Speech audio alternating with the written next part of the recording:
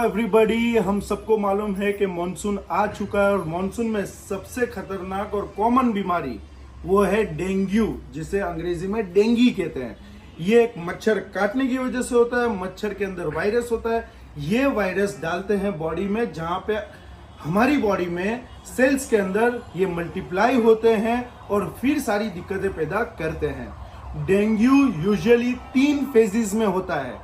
पहला फेज जो 3 से 4 दिन का होता है, उसमें बहुत तेज बुखार, हाई ग्रेड फीवर, पेट में दर्द, वॉमिटिंग होना और हेडेक, ये सारी चीजें होती है। और कई बार बच्चों को बॉडी पे रैशेस भी आते हैं, रेडनेस आती है बॉडी पे। ये फर्स्ट फेज हो गया, इसको फिब्राइल फेज कहते हैं। सेकेंड फेज जो 4 दिन के बाद होता है, उसको क्रिटिकल फेज कहा जाता है। तब बुखार नहीं आता, लेकिन सारे कॉम्प्लिकेशन ये फेज में होते हैं। क्या क्या होते हैं? उसमें खून रहता है, वहां से पानी बाहर जाता है। डेंगू क्या करता है कि जो नसों की दीवारें हैं उसमें होल करता है, छेद करता है, उसकी परमेबिलिटी बढ़ा देता है और पानी जाता है बाहर। तो फेफड़ों में पानी भरना, पेट में पानी भरना, शरीर में खून का गाढ़ा होना, बीपी का ड्रॉप करना, प्लेटलेट्स बहुत हद तक कम हो जाते हैं और उसकी वजह से कई बच्चों में ब्लीडिंग भी स्टार्ट हो जाती है, नाक से, मुंह से, पेशाब की जगह से, हर जगह से। इसलिए इसको क्रिटिकल फेज कहा जाता है। जी, हमें पता है कि डेंगू का इलाज नहीं है, ये वायरस मारने का इलाज नहीं है, ना ही इसकी वैक्सीन बनी है, लेकिन इसका मेन कैलकुलेशन और ट्रीटमेंट रहता है फ्लूइड मैनेजमेंट। कब कितना फ्लूइड देना है वजन के हिसाब से, और कब कम करना है, कब ज्यादा करना है, बीपी मॉनिटरिंग, ये सब कुछ चीजें क्रिटिकल फेज में करनी जरूरी रहती है। आइए मैं आपसे एक पेशेंट से मिलवाता हूं। वो हमारे क्रिटिकल फेज में थी, आज 4-5वां दिन है उसका आईसीयू में। अब वो रिकवरी फेज में जा रही है। जो थर्ड फेज में बात करूंगा वो है रिकवरी फेज में। रिकवरी फेज में प्लेटलेट्स बढ़ने लगता है, बीपी नॉर्मल होने लगता है और रिकवरी फेज में कई बार फीवर फिर से आता है। उसको गुड फीवर कहते हैं, रिकवरी फीवर कहते हैं। तो मिलवाता हूं हमारी योद्धा से जो क्रिटिकल फेज में थी और उसके प्लेटलेट्स केवल 10-15 हजार हो गए थे, पेट में पानी भरा था, फेफड़ों में पानी भरा था, सांस लेने में दिक्कत थी, ऑक्सीजन रिक्वायरमेंट थी, सब कुछ चिंतित थे, माँ बाप चिंतित थे। लेकिन दिखा दो जी है। आपका नाम क्या है?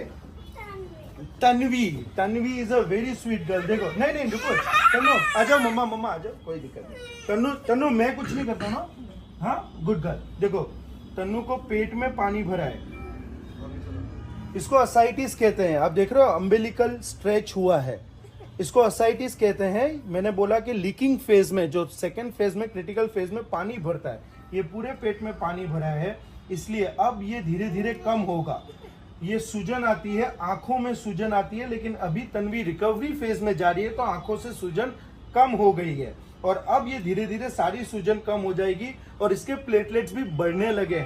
और तन्नू को आज हम उम्मीद रखते हैं, आज हम आईसीयू से बाहर भेजेंगे और कुछ ही दिनों में तन्नू हमारी घर पे जाएगी। Tannu weights Mannu.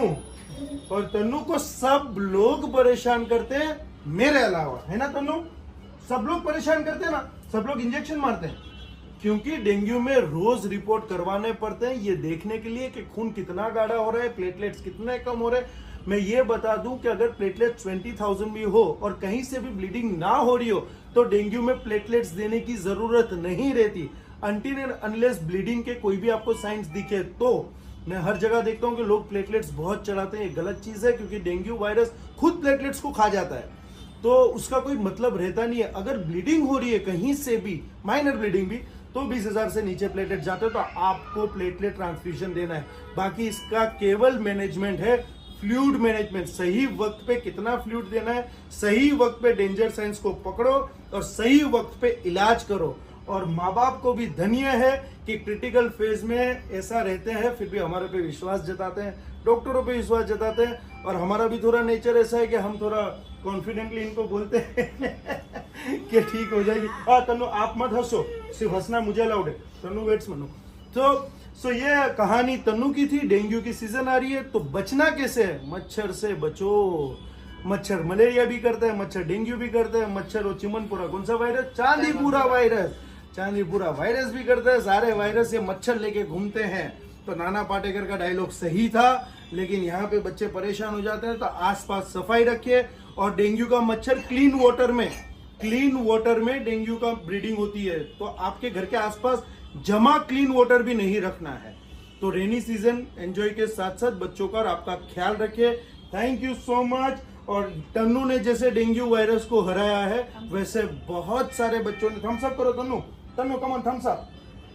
Okay okay okay okay, ये थम्स अप। देखो फिर भी तन्नू मुझसे बात करिए, वरना तो आईसीयू में 5 दिन बच्चा रहता है तो बहुत डरा हुआ रहता है, साइकोलॉजिकल इम्पैक्ट रहता है, तो हमसे डरते हैं। लेकिन हम तो व्हाइट एप्रन कुछ नहीं पहनते। तो हो सकता है कि मैं पर्दे के पीछे काम करता हूँ, इसलिए मुझसे डर नहीं रही है, लेकिन इसको पता नहीं है कि सारे इंस्ट्रक्शन मेरे ही थे कि कब रिपोर्ट करवाना, कब क्या नहीं। लेकिन मैं इसकी नज़र में विलन नहीं हूँ, हीरो हूँ, हीरो। ठीक है, तो ये चीज़ें इसलिए तन्नू मुझसे, अभी कोई और डॉक्टर आएगा ना तो रोने लगती है। तो ये थी तन्नू की कहानी। डेंगू आ रहा है, आप अपना और अपने परिवार का ख्याल रखिए। Thank you so much and I love you Tannu and God bless you Tannu. Okay.